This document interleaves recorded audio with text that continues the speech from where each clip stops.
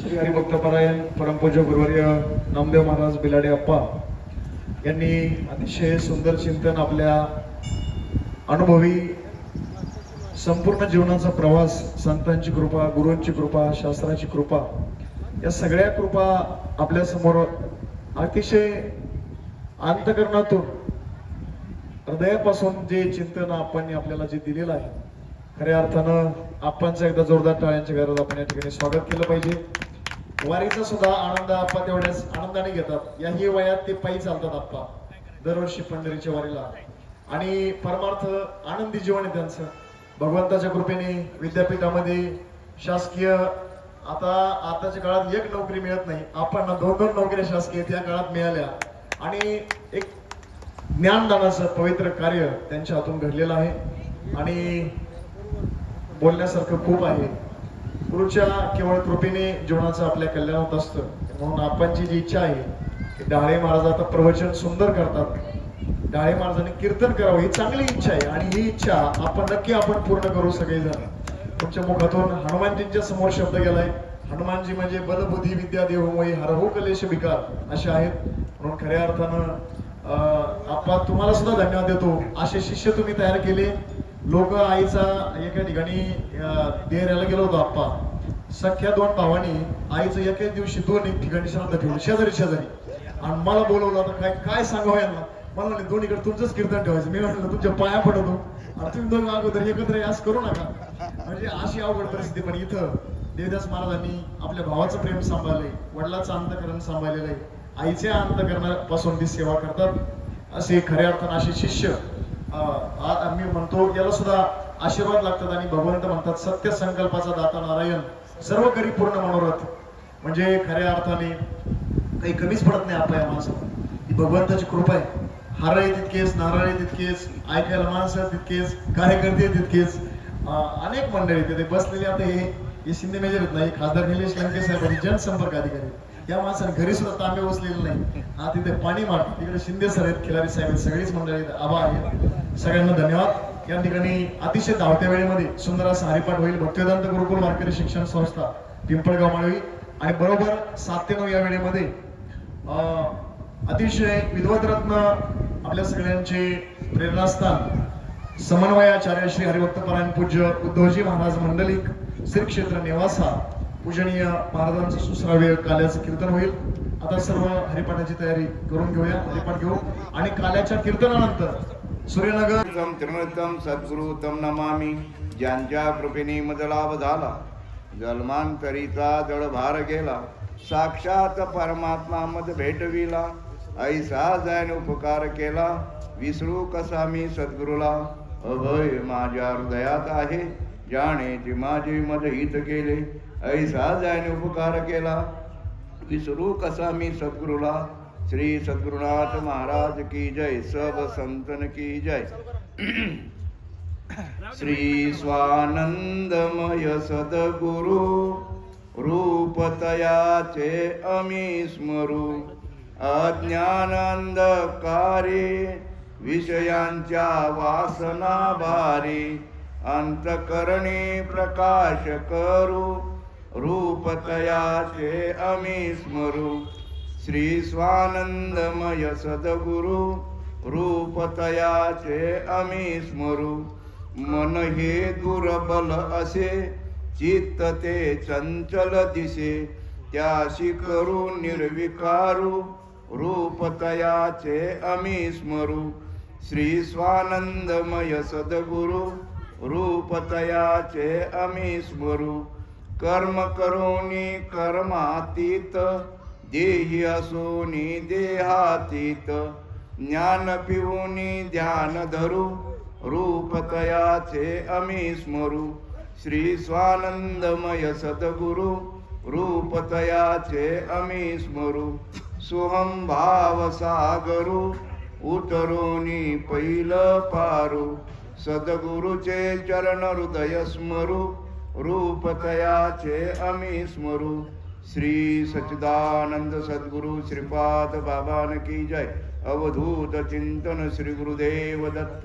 जय जय रघुवीर समर्थ. मागील मुमुक्ष जे होते तेही ऐसेची जाणुनी माते, कर्म केले समजते धनुर्धरा, परी ते बीजे जैसी दगदली, न उगताचे पेरली, तैसी कर्मेची परी तया झाली मोक्ष येतो. येत अनिक एक अर्जुना, हे कर्म कर्म विवंचना, आपुल्या चाळे सज्ञाना योग्य नव्हे. ज्ञानेश्वरी अध्याय 4 आणि श्लोक जो आहे हा 15 सेवेसाठी घेतलेला आहे. आज वास्तविक पाहता आजचा जो योग आहे, मालनताई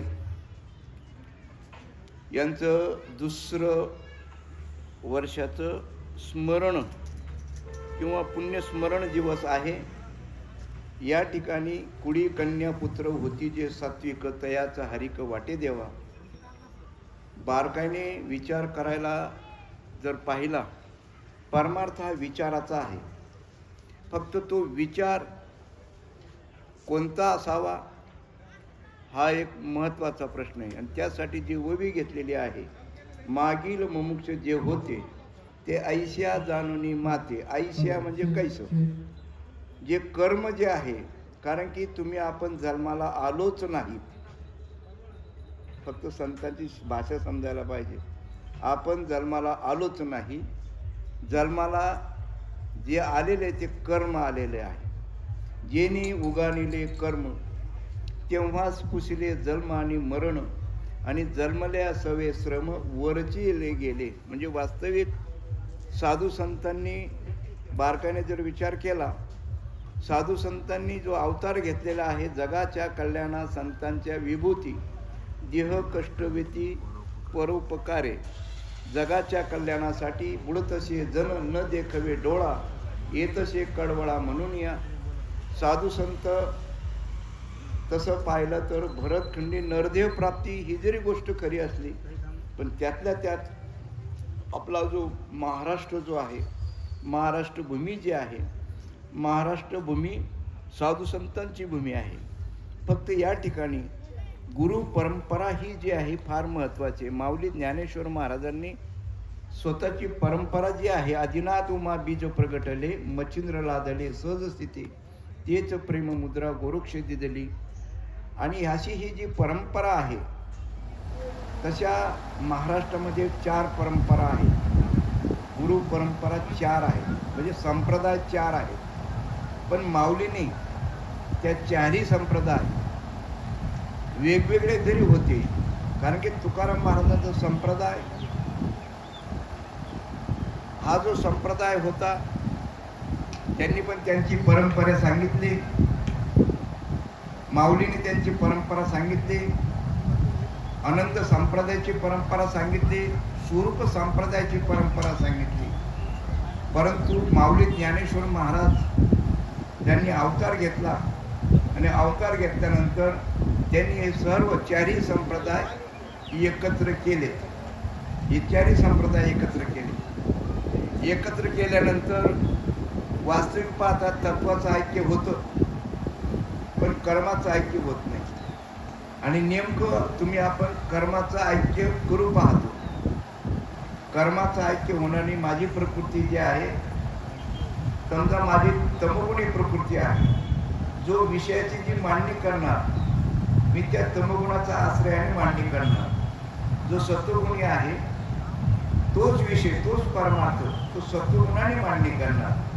फक्त ग्रहण करताना तुम्ही आपण त्या कर्माकडे, त्या गुणाकडे जर पाहिलं तर मेळ बसणार नाही. आणि तो मेळ बसावा असं वाटत असेल, पण त्यासाठी अगोदर तुम्हा आपल्याला परमार्थ जर करायचा असेल तर त्याचं कारण माहिती पाहिजे. कारण कारण आणि कार्य, कारण आणि कार्य. आपण या मनुष्य जन्माला आलो हे सुद्धा काहीतरी कारणामुळेच आपण आलेलो आहोत. येथे आलो याला सुद्धा कारण आहे. या माऊलीने असे संस्कार दिले नसते तर पुण्यतिथी सुद्धा तुम्ही तुमच्या प्रवचनात सांगितलं की 10वे सुद्धा व्यवस्थित करत नाहीत. तर हा ज्याचा त्याचा संस्काराचा भाग आहे. जसे संस्कार आईवडिलांनी केले असतील त्या पद्धतीने तो पिंड घडत असतो. तर या ठिकाणी तुम्ही आपण बारकाईने जर विचार केला, परमार्थ का करावा, कारण जर माहिती नसेल तर ते कार्य करूनही उपयोग नाही. वास्तविक पुण्य हा जो विषय जो आहे हा अदृश्य आहे, कर्मच अदृश्य आहे, कर्माचं फलच अदृश्यात आहे. परंतु जसं रातराणी जर असेल, झाड जाणीचे फुले, माणूस जाणीचे बोले, त्याच्या भोगावरून त्याच्या वागण्यावरून त्याचं ते आपल्याला समजत असतं. तसं आजही आपला जो वारकरी संप्रदाय जो आहे, या वारकरी संप्रदायाचं जे दायित्व जे आहे ते आजही परंपरेने आपापल्या परीने हा विषय समाजापर्यंत कीर्तनाच्या माध्यमातून, प्रवचनाच्या माध्यमातून, बारुळ्याच्या माध्यमातून, भजनाच्या माध्यमातून तुम्ही आपण दिंडी ह्या ज्या काढतो, या कर्माच्या माध्यमातून समाजापर्यंत हा विषय पोहोचवण्याचं काम ज्याच्या त्याच्या परीने आपण करीत आहोत. परंतु याच्यात एक महत्वाची गोष्ट अशी आहे, अगोदर कारण कळणं गरजेचं आहे. काय कारणाशी आला तुम्ही येथे, सांगा धडकरी मज लाते, वस्तूशी कारण पडेल बा जेव्हा, कुठे झालं तेव्हा शोधावया. पहिला प्रश्न, आपण का करायचे? तुम्ही आपण रोज जेवतो, लोक जेवतात, शेजाऱ्या पाजाऱ्यांचं जेवण झालं म्हणून आपण जेवण करतो का भूक लागली म्हणून आपण जेवतो? तो प्रश्न सहज आपण सांगू शकतो, भूक लागल्याशिवाय कोणी जेवत, म्हणजे कारणाशिवाय कार्य नाही.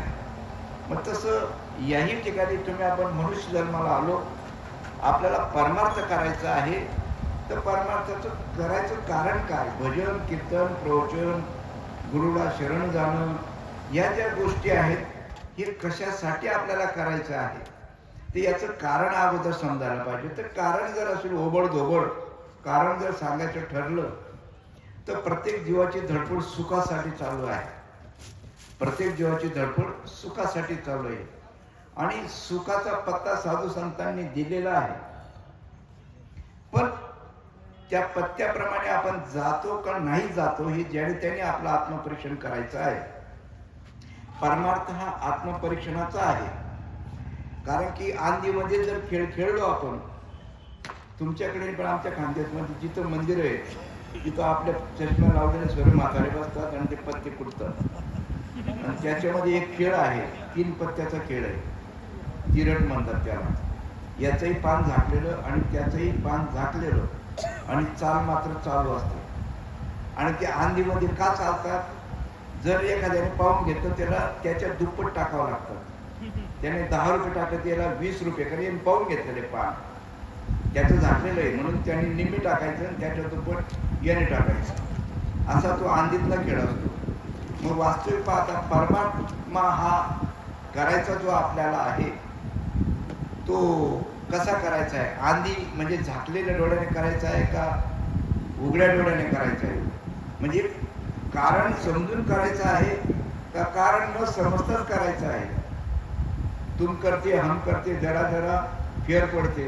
म्हणजे वास्तविक पाहता परमार्थ इतका सोपा आहे, पोट भरणं अवघड आहे. पोट भरणं फार अवघड आहे. कुठेतरी काबाड कष्ट करावं लागतात, राबावं लागतं, तरी सुद्धा हे पोट भरत नाही.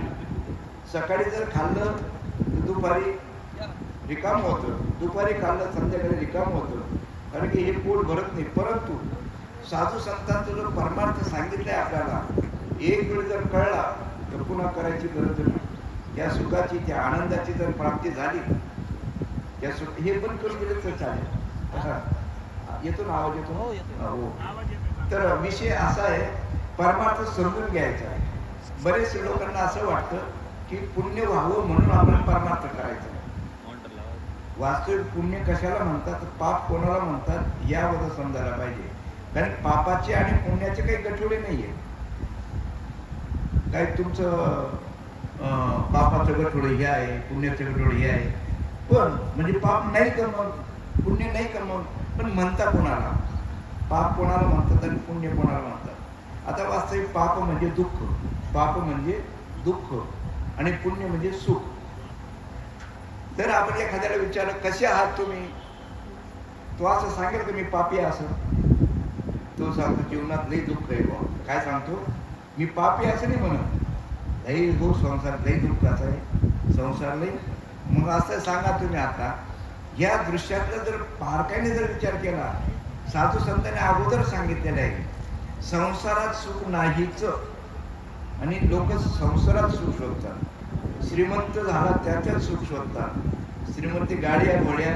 आता आपण तर जुना काळ पाहिलेला आहे, त्यावेळेस 20 रुपयामध्ये आठवड्याचा बाजार व्हायचा, म्हणजे 20 रुपयाला एवढी किंमत होती. आज त्याला किंमत नाही. गाड्या घोड्या आता सर्व सदन झालेले आहेत, पण त्याच्यात सुख मिळालं का? नाही ना. जगी सर्व सुखी असा कोण आहे, विचारी मना तूच शोधून पाहिजे. कारण की मनच आपल्याला ग्वाही देऊ शकतं. प्रश्न आपला असा चालू होता, सुख जे आहे, सुख प्रत्येक जीवाची धडपड सुखासाठी चालू आहे, आणि या दृश्यामध्ये सुख भेटत नाही. कारण की दुःख बांधवडी आया हा संसार. सुखाचा विचार नाहीच कुठे, सुख नाहीये. मग सुख कुठे आहे? सुख वशी एके ठाई बहु पायी संताच्या. आता वास्तविक संत ही जी संज्ञा जी आहे, असू द्या बरं द्या, चला. हा पण ते कसं आहे, जेवणावर पुंडलिकावरदेव हरिविठ्ठल श्री ज्ञानदेव तुकाराम. पंढरीनाथ भगवान की जय. माऊली ज्ञानेश्वर महाराज की जय. सब संतन की जय, सब संतन की जय. Okay okay okay okay. उजवा हात इकडे. चला चला चला दोघं.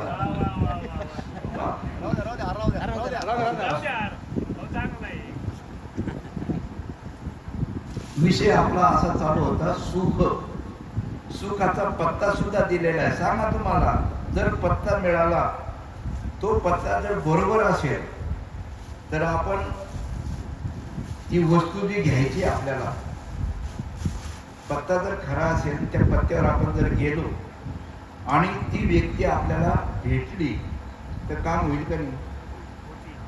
मग आता साधू संतांचा पत्ता हा खरा असेल का खोटा असेल? व्यवहारामध्ये फसवणूक होऊ शकते, पण साधू संतांच्या याच्यामध्ये पण एक गोष्ट अशी, आपण त्याचा परतावा घ्यायला पाहिजे. साधू संतांनी सांगितलं, सुखा लागी करशी तळमळ, तरी तू पंढरीची जा एक वेळ. आता मला अशी शंका होती, मी तर काय परमार्थामध्ये अगोदर नव्हतोच. कारण की पाप बी सांगायला पाहिजे, काशी केलेले सांगायला पाहिजे, मांजर मेलेले सांगायला पाहिजे. शिकलो मी, शिक्षण झालं, आई वडील माळकरी होते, गुरु केला होता मी हिराजी महाराज. पण त्यांचं ते राजयोग असल्यामुळे सर्वसामान्य, तुम्ही सांगितलं बघा तुमच्या प्रवचनातच आम्ही ऐकलं. कारण की माऊली ज्ञानेश्वर महाराजांनी हे ते सर्वात सोपा मार्ग जो सांगितला आहे, तो भक्ती मार्ग, नाम साधना जी सांगितलेली आहे, पण तो आपल्याला काही डोक्यावरून गेला त्या काळामध्ये. आणि मी ग्रामसेवक म्हणून जोहरला, वाळा मोकळा जोहरला 1977 लागलो. हे सांगतो कायसाठी? परिवर्तन होऊ शकतं. हिम्मत मदत मदत खुदा, फकीर की लड़की राजा का लड़का ब्याह हो सकता है, हो का दुराचारी विषय आसक्त, संत कृपेत त्वरित उद्धरती. वाल्यापड्याचं उदाहरण का दिलेलं आहे? कितीही दारुडे असला, कितीही पाप कर्म केलेले असेल, साधू संतांचं जे प्रमाण आहेत ना, त्या प्रमाणाचा आपण जास्त लक्षात येत नाही.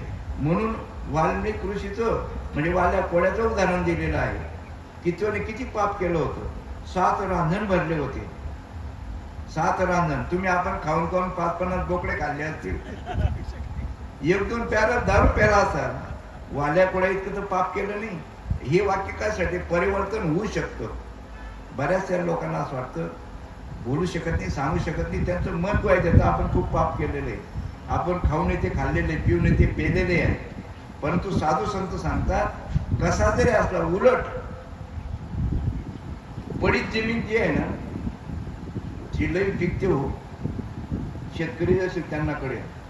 पडीत जमीन आहे, बऱ्याच वर्षाची पडीत जमीन आहे, पण ती जर वैती खाली आणली ना ती लई उत्पन्न देते. तसं याही ठिकाणी जे असे गंजलेले आहेत, गांजलेले आहेत, त्यांना जर हा बोध मिळाला ना ते लई पॉवरफुल चालतात. माझं उदाहरण सांगतो. जिथं खाऊ नये ते खाल्लं, ग्रामसेवक 2 नंबरचे पैसे. जुने लोक शिकवायचे कसे खायचे, काय खायचे ते तिथं विचारायची गरज नाही. तिथं सर्व. आणि तो काळ 77चा काळ, 77चा काळ त्या ठिकाणी. मग सांगा तुम्ही, त्या ठिकाणी घरी सर्व मीटिंग घरीच तयार करायची, सर्व प्रोसिडिंग ब्रिटिंग काय असेल तर घरीच ना, नुसतं सह्या घ्यायला पाठवायचे फक्त, सर्व आपण. तर त्या ठिकाणी ज्या योजना होत्या शासनाच्या त्यात बऱ्याचशा निम्मे आम्हीच खायचो. हो. पण आणि घरी त्यावेळेस 350 पावणे 400 रुपये पगार होता. पावणे 400 पगार. ज्याच्याच वाढला अशा 2-3 वर्षामध्ये. पण सुरुवातीला असा पगार होता. घरी मी 1000, 1200, 1500, 1800 पर्यंत पाठवत होतो. वडिलांना असं वाटलं काय ना बॅरिस्टर आहे का काय एवढं पगार, एवढं पैसे कसं काय पाठवतो, खर्च वजा जाता. हा, खोलीला 35. सर्व आम्ही अनमॅरिड माणसं एकत्र होतो, पोरं. आणि तो आमचा दणका चालायचा. 3 वर्ष पैसे दिले घरी. पण वडिलांनी विचार केला हा काहीतरी वाम मार्गाला गेला दिसतोय. घरी गेलो का माळ घालून घ्यायचो, गावाकडे गेलो का सुट्टीला, आणि इकडे लगेच टांगून द्यायचो. कारण की तिथं स्वाध्याय होता आणि त्याला बी कारण आहे. त्या स्वाध्यायामध्ये आठवडे शास्त्री भक्ती फेरीला जायचो. ते कराग्रे वर्षलक्ष्मी, करमुले सरास होते, करमते, ते काय संस्कृतमध्ये. आणि ती संस्कृत भाषा कानाला गोड लागते. पण माऊली ज्ञानेश्वर महाराज सांगितले संस्कृत भाषा जगाची कडे ना कानाला गोड लागायची. आणि आम्हाला काय ते आम्ही चिंतनिकेला जायचो, ते संस्कृत बोलायचो. त्यामुळे आम्हाला वाटतं आम्ही खूप काहीतरी आहोत. आणि तिथं खाऊन पिऊन आमच्याकडे या, खा प्यान आमच्याकडे या. प्रायमरी होती ती, तिथं प्रायमरी होती. पण वडिलांनी येण्याचा प्रयत्न केला. ग्रामीण भागातले जुनी माणसं पण ते आले. तर आपले राहुरीचे हे का सांगतोय त्याचं कारण बरं का, मी माझे प्रौढीने सांगत की बदल होऊ शकतो, बदल होऊ शकतो. वडील आले. आल्यानंतर हे राहुरीचे तनपुरेंची मुलगी आमच्या गावात दिलेली, तिकडे बाबुरादादांची म्हणजे त्यांची कन्या दिलेली होती त्या ताई. आणि त्यांचे ते वडिलांचा संबंध असल्यामुळे ते ठाण्याला आले आणि ठाण्यावरून त्यांना गाडीवर बसून गेले. आणि नेमकं आले त्यावेळेस गटरामोशा होता. आम्ही ब्रह्मानंदी लागे टाळी, कोण ते आला सांभाळली. वडिलांनी पाहिले तसेच परत गेले, त्र्यंबकेश्वर मार्गे गेले. 4 दिवसांनी गाडी पाठवली आणि असं सांगितलं जसं असेल त्याला घेऊन ये. नोकरी गेली खड्ड्यात. आता जुनी माणसं, आता ते पोरं आणि आता जे माणसं असतात त्याच्या काळजाचे, मुलाने दम दिला की मी मरून जाईल, तेव्हा जे म्हणत होते मी तू काय मरतो, तुझ्या मानेवर मीच पाय येतो, असे म्हणणारी माणसं ते. हा, मग ती नोकरी सोडायला लावली. मला शॉर्टकट सांगतो, सोडायला लावली. मग परत 1200 रुपये साल आणि 1 पोतं धान्य सालाने लावून दिलं. गरिबी काम करायचं दुसऱ्याकडे. 4च महिने काम केलं मी. मला ते सर्व आठवायचे, तिथलं सर्व दिवस आठवायचे. अरे बापरे. शेवटी मग ते आमदार होते नारायणाचे, मधुकर जिप्तन सिसोदे यांचे जावई. त्यांना सांगितलं आणि इथे विद्यापीठामध्ये नोकरीला लागलो. पण वडिलांनी सांगितलं सद्गुरू परत कर, सद्गुरू परत कर. आणि त्यावेळेस माझी ऑर्डर निघाली इगतपुरी घोटीला. मग मी ते स्वाध्याय बी करायचो आणि शोधात पण होतो. कारण स्वाध्याय सुद्धा हा काय वाईट नाही आहे. कारण की स्वर, व्यंजन, मातृका याचा अभ्यास केल्याशिवाय तुम्हाला लिहिता वाचता येणार नाही, प्रायमरी अगोदर. पण ज्यावेळेस जीवनामध्ये सद्गुरू भेटले, पण आठवडे शास्त्रीचं 1 पद मला आठवत होतं. आणि त्यावेळेस मी त्यांना दर बुधवारी तिथून मी तिथं गेलो, माधव बागला गेलो होतो. आठवडे शास्त्री होते, माधव बागला गेलो. 19 रुपये रिटर्न तिकीट होते. इगतपुरीचं ते ठाण्याजवळ माधव बाग, तिथं दादांना विचारलं, दादा तुमच्याकडे गुरु परंपरा आहे का? कारण का आपल्या वारकरी संप्रदायामध्ये गुरु परंपरेशिवाय हा बोध फलद्रूप होतच नाही. साधी तुम्ही गायन म्हणा, कोणती विद्या कला म्हणा, ही गुरुशिवाय येत नाही. गुरुशिवाय कुठलंच ज्ञान नाही. तर दादा म्हणे परंपरा नाही, परंपरा नाही, आणि नाही असंही म्हणता येत नाही म्हणाले. परंपरा नाही असंही म्हणता येत नाही. पण म्हटलं दादा तुमचं एक पद आहे, त्या पदामध्ये स्पष्ट म्हटलेलं आहे, जणी जाणून घे वस्तू गुरुचा बोध मोलाचा. बरंच मोठं पद येते, नशा टाकी जरा समजून भरोसा काय देहाचा निघाला प्राण कायेतून. असे बरंच मोठं पद आहे. पण शेवट त्याला सांगितले, जणी जाणून घे वस्तू गुरुचा बोध मोलाचा. गुरु त्या वस्तूचा बोध करून देतो. काय कारणाशी आला तुम्ही येथे, सांगा जडकरी मज लाते. वस्तूची कारण पडेल बा जेव्हा, कुठे झालं तेव्हा शोधा. अशी कोणती वस्तू आपण सोबत घेऊन आलोय? कारण की कर्म त्याच्याशिवाय करता येत नाही. ती जी वस्तू आहे, ती जी वस्तू आहे, आणि ती वस्तूची व्यापकत्व जर पाहिलं तर ओतप्रोत भरलेली आहे ती वस्तू. भरला घनदाट हरी दिशे, कारण त्याच्याशिवाय झाडाचं पान हालत नाही. तुम्ही आपण सुद्धा जे बोलतो चालतो, चाले हे शरीर कोणाच्या सत्ते, कोण बोलवितो हरिविन दे कवी ऐकवी एक नारायण. प्रश्न आपला असा होता, आंधीमध्ये जो खेळ खेळतो आपण, तर त्याच्यामध्ये काहीच कळत नाही. आंधळी दळतं, कुत्रपीठ खातं. जर आंधळी दळायला बसवलं तर काय होईल? कुत्र खातं का कोण खातं ते पण कळत नाही. हा, एक जावायला रात्र आंधळी येत होती. तो सासरवडीला गेला. गेल्यानंतर सासरे शेतात गेले होते. हा दुपारी गेला. याने 2, 2:30, 3, 4 वाजता सांगितलं, लवकर स्वयंपाक करा, मला भूक लागलेली. पण स्वतःचं आज्ञान झाकून ठेवलं. त्याला रात्र आंधळी येत होती. सासूला वाटलं एकटं कसं काय बसवायचं जावायला, थांबा येतील थांबा येतील. तो घाई करायचा, कारण त्याला त्याचं आज्ञान माहित होतं. त्याला रात्र आंधळी येत होती. आणि बाईला असं वाटलं जावायला कसं काय एकटं बसवायचं, म्हणून ती थांबून थांबून थांबून शेवटी जे व्हायचं ते झालं. अंधार पडलं. त्यांनी बैल बांधले, त्यांना चारा पाणी केला, जेवायला बसले. जेवायला बसल्या त्याला रात्र आंधळी येत होती. मग मला असं म्हणतं, आज्ञानं आपण उघडं करायला पाहिजे. आपलं दुःख जे आहे येशीला टांगायला पाहिजे. आपण जोपर्यंत आपलं आज्ञान सांगत नाही तोपर्यंत आपल्याला मार्गच कळणार नाही. आज जो तो काय म्हणतो मी करतो तेच बरोबर आहे. कारण की मी जगन्नाथ पवार आहेत ना, ते गुरु केले होते तिकडे इगतपुरी गेल्यावर. तर ते तर वाचस्पती होते. पण इकडे पहिले जे गुरु केले होते ते बी राजयोगी असल्यामुळे ते बी आपल्याला ते तुम्ही मला सांगितलं होतं, ते शस्त्रधन कमळ अमुक ढमुक असं त्यांचा तो अभ्यास म्हणजे ज्ञान अवघड आहे. ज्ञान मार्ग सुद्धा अवघड आहे. तुम्ही स्पष्ट सांगितलं. यांच्या प्रवचन आपण काय करतो, प्रवचन ऐकतो, गरज म्हणून ऐकायला पाहिजे. तुम्ही आपण डॉक्टरकडे जातात, रोग बरा होण्यासाठी जातो का कशासाठी जातो? मग त्या डॉक्टरच्या प्रत्येक जे सूचना असतात ते आपल्याला सांगतात की बा हे औषध सकाळ दुपार संध्याकाळ असे 3 वेळ घ्यायचे. कोणती गोळी कधी घ्यायची, काय घ्यायची, याच्याकडे आपण अचूक लक्ष देतो. तसं इथं सुद्धा प्रवचन, यांच्या प्रवचनामध्ये घेण्यासारखं मला यांनी सर्व गोष्टी सांगितल्या. ज्ञान मार्ग कसा अवघड आहे, योग मार्ग कसा अवघड आहे, भक्ती मार्ग सुद्धा कसा, हे सर्व गोष्टी सांगितल्या. जर लक्ष देऊन, कारण की इथं गोष्ट अशी एक वेळ अवधान तिचे, मग सर्व सुखाची पात्र होईल. मग आता सांगा तुम्ही, आता इथं सुखाचा पत्ता सांगितलेला आहे. सुख पाहिजे असेल तर पंढरशी जारे आल्यानो संसार. म्हणजे सुखाचा पत्ता कुठे सांगितलंय? हो, सुखा लागी करशी तळमळ तरी तू पंढरीचा एक वेळ. आपण प्रत्येकाने आत्मपरीक्षण करायचं. पंढरपूरला जाऊन आपल्याला सुख मिळालं का? मिळत नाही असं नाही. त्याच्या 2 गोष्टी आहेत. कोणतीही गोष्ट आहे ना, हाती जी घेतली ना, तुम्ही आता बघा मुलं आले शिकायला जातात. आता मी सुद्धा आळंदीला मला शिकायला पाठवलं होतं, कुमार गुरुजीकडे पाठवलं होतं. पण नेमकं वडिलांना असं पाठवलं, हिवाळ्यात पाठवलं मला. जर मुलगा सुट्टीमध्ये जर टिकला तर दाखला काढून त्याला तिथं पाठवू.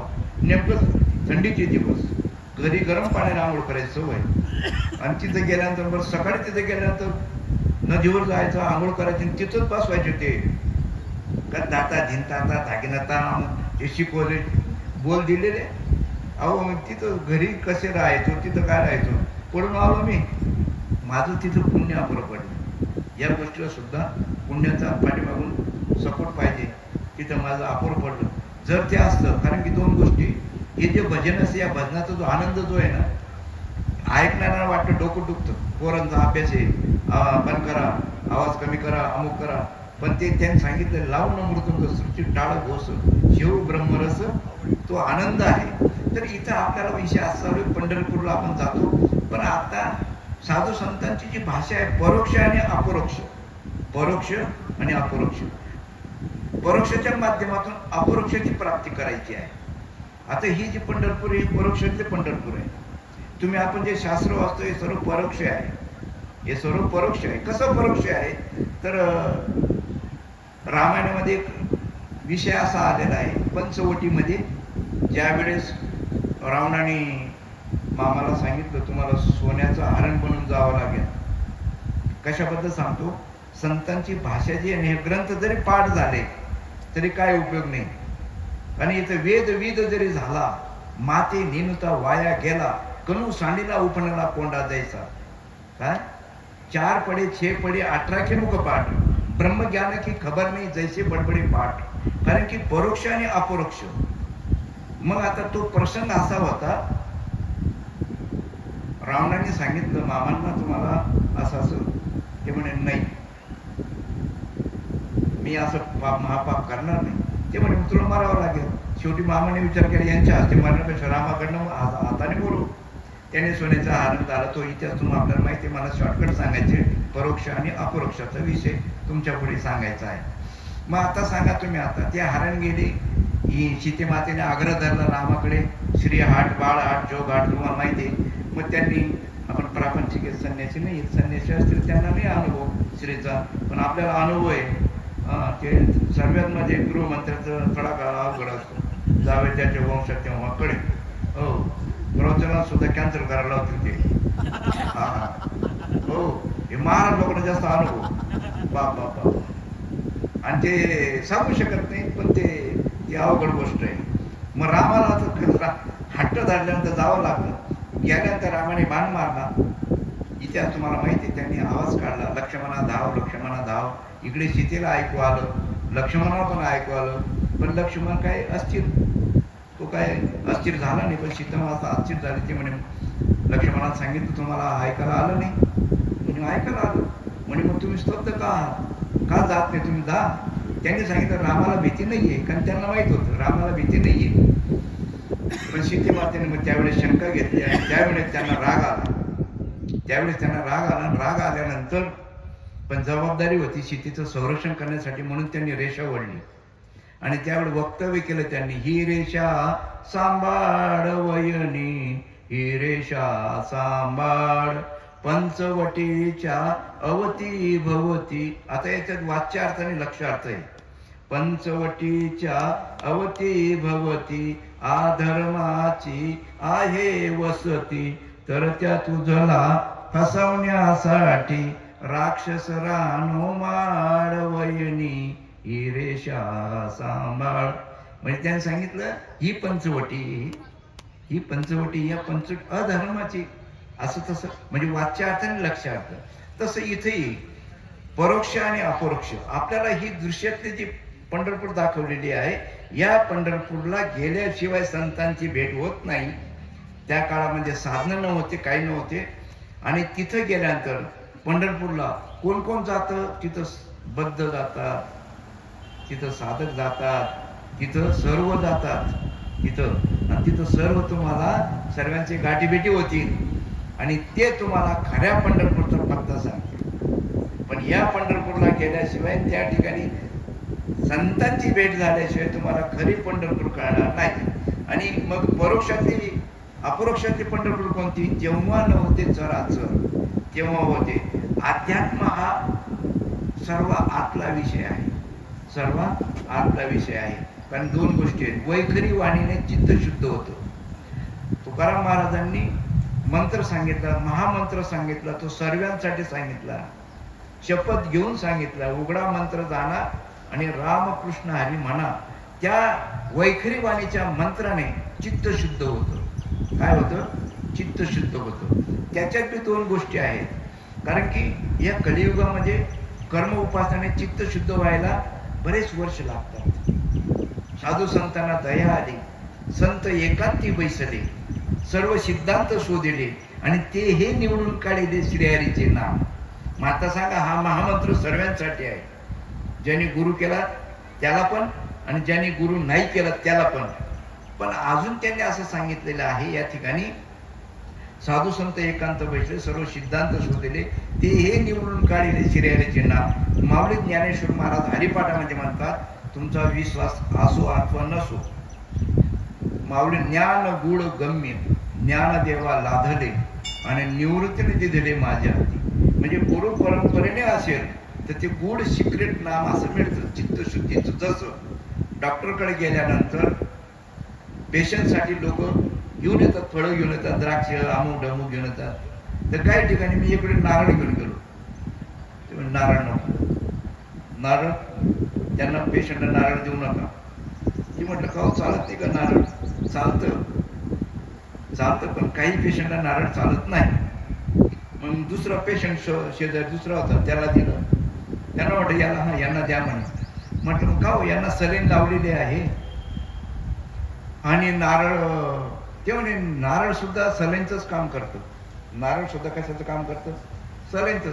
म्हटलं मग हे कसं असं टांगून दिलं तुम्ही 2 तास, त्यापेक्षा नारळ कापायचं, नारळाचं पाणी द्यायचं. ते म्हणाले सलाईन हे डायरेक्ट कुठं जाते? रक्तात डायरेक्ट जाते, नारळाचं पाण्याला टाइम लागतो. तसं कर्म उपासनेने या कलियुगामध्ये कर्म उपासनाला टाइम लागतो. पण जे ज्ञानेश्वर महाराजांनी जे नाम दिले, गुह्य नाम दिले, त्याला अनुग्रह म्हणतात. आणि तो जो अनुग्रह जो आहे, मी कोणाचा बुद्धिभेद करत नाही, परंतु ते अष्टसात्विक भाव होतात त्या नामाने. वास्तविक कर्म उपासना सुद्धा होतात. मी सुद्धा पूर्वी जोपर्यंत मी अनेक गुरु केले होते, जात होतो, तर तिथं पंढरपूरला गेल्यानंतर गरुड खांबाजवळ कंठ करून येत होता, अंगाला शारी येत होतात. पण त्यानंतर जो तत्वमसी महावाक्याचा बोध द्यायला पाहिजे ते देणारे महात्मे नव्हते भेटले मला. पण ज्यावेळेस शिकवेने भेटले, आता इथं विषय आपला असा चालू होता, मागील मुमुक्ष जेव होते, कारण साधू संत त्याच मार्गाने आले आणि साधू संत ज्या मार्गाने गेले त्याच मार्गाने आपण जायला पाहिजे. ते नेच पण ते चालू जातात, न पडे कोणता कोठे काही. आता वास्तविक पाहता याच्यामध्ये बरेच वर्ग आहेत, अधिकारी वर्ग आहेत, सर्वसामान्य आहेत, काही जिज्ञासू आहेत.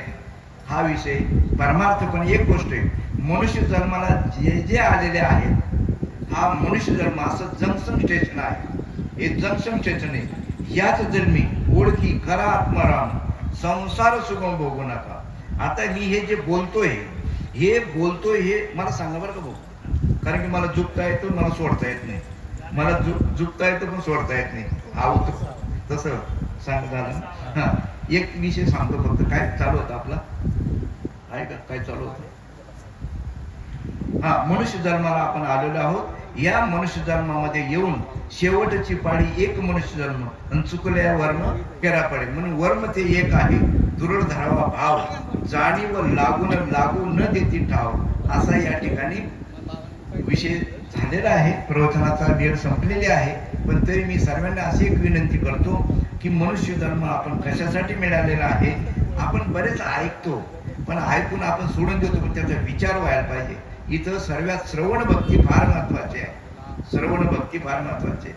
म्हणून या ठिकाणी श्रवणाच्याच माध्यमातून आपल्याला सद्गुरूची गाठ होते, सद्गुरूची भेट होते आणि मग या मनुष्य जन्माला आल्याचं सार्थक होतं. संसार कोणाचाही पूर्ण झाला नाही, म्हणजे याचा अर्थ संसार करू नये असं नाही. संसारी असावे एवढं सांगतो आणि शेवट संपवतो. संसारी असावे पण असूनही नसावे. आता सांगा तुम्ही या शब्दाचा उलगडा कसा होईल? संसारी असावे आणि असूनही नसावे. कस काय असावे, कस काय नसावे एवढं सांगतो. सांगा तुम्ही, बँकेचा जो कॅशियर कडे पैसे असतात का नसतात? असतात. मग आता ते पैसे त्याचे आहेत का? मग फेकून देतो का? कोणाला देतो का? नाही. तसा संसार करा. संसार असावे आणि असूनही नसावे. वास्तविक पाहता तसा हा आपला प्रपंच आहे. या प्रपंचात तुम्ही डोळ्याने पाहताय. ज्या मुलांसाठी आपण हाडाचं काळं करतो, रक्ताचे पाणी करतो, संस्कार नसले त्या मुलांना आणि याला स्त्रिया आहेत ना म्हणे त्याचं खाया प्यायचं वय आहे म्हणे, त्याचं खाया प्यायचं वय आहे. वास्तविक पाहता लहानपणी ते वळण लावायला पाहिजे, परंतु त्यावेळेस आणि म्हणून म्हातारपणी ते त्रास देतात. म्हणून संस्कार जर टाकले तर साधू संतांच्या सहवासात जाऊन या ठिकाणी तुम्ही आपण या मनुष्य जन्माचं सार्थक करून घ्यावं असे संत श्रीपाद बाबा, रामदास बाबा आणि आतापर्यंत झालेले साधू संतांनी जे तुम आपल्याला हाच निरोप दिलेला आहे. आज हे जे डाळे महाराज आहेत, महाराज म्हणतो मी त्यांना, कारण की महाराज आहे. आता तुम्ही जर समजा आव्हाड महाराजांना बरं तुम्ही आता काल जर धरली त्यांची, त्यांचं स्वप्न पूर्ण होईल. त्यांचं स्वप्न आहे, त्यांचं स्वप्न आहे. हो आज सुद्धा सांगू तुम्हाला, मी महाराज लोक सर्व 12 गाव फिरतात. आज एवढा 3 दिवस बरं का, हे जे 2-3 महाराज आहेत या ठिकाणी पाहतोय मी. एवढा टाइम नाही देत महाराज, एवढा टाइम देत नाही. सांगा तुम्ही कीर्तनकार जे आणलेत तुम्ही ते किती वेळ सांगतात? आता इथं सोपं नाही, हे जोडणं जाणणं हे सोपं नाहीये. पण काय तुम्हाला कसे सापडेल, तुमच्यावर ते कसे भाळले मला काही कळतच नाही ना. महाराज एवढं वेळ देत नाही ना. कोण महाराज एवढं वेळ देणार तुम्हाला? आता आम्ही त्या दिवशी आलो, प्रवचन ऐकलं, कीर्तन ऐकलं, गो सर्व झालं. पण आता तुम्ही, आणि त्याचं कारण मातेचं मालनताईंनी त्यांच्यावर आईने जे उपकार केलेत ते केलेत. परंतु याच्यामध्ये एवढं करून भागत्याग करा. आपण खरोखर मुक्त झालोत का? कारण की वास्तविक पाहता बद्ध आणि मुक्त या कल्पना आहेत. ही कल्पना जायला पाहिजे. कारण कल्पना अविद्ये याने झाला जीव, मायोपादे शिव बोलत असे.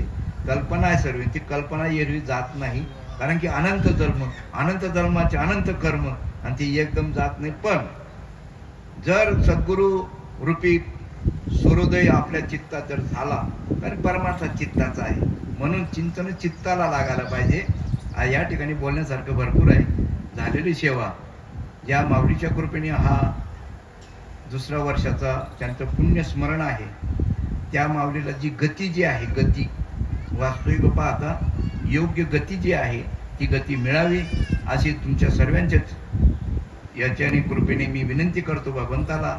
आणि त्यांना योग्य दशा, योग्य दिशा, योग्य गती मिळो. आणि झालेली सेवा तुमच्या सर्व साधू संतांच्या चरणी अर्पण करतो. आणि सेवेला पूर्ण पुंडलिका वरदेव हरी विठ्ठल श्री ज्ञानदेव तुकाराम पंढरीनाथ भगवान की जय. माऊली ज्ञानेश्वर महाराज की जय. सब संतन की जय.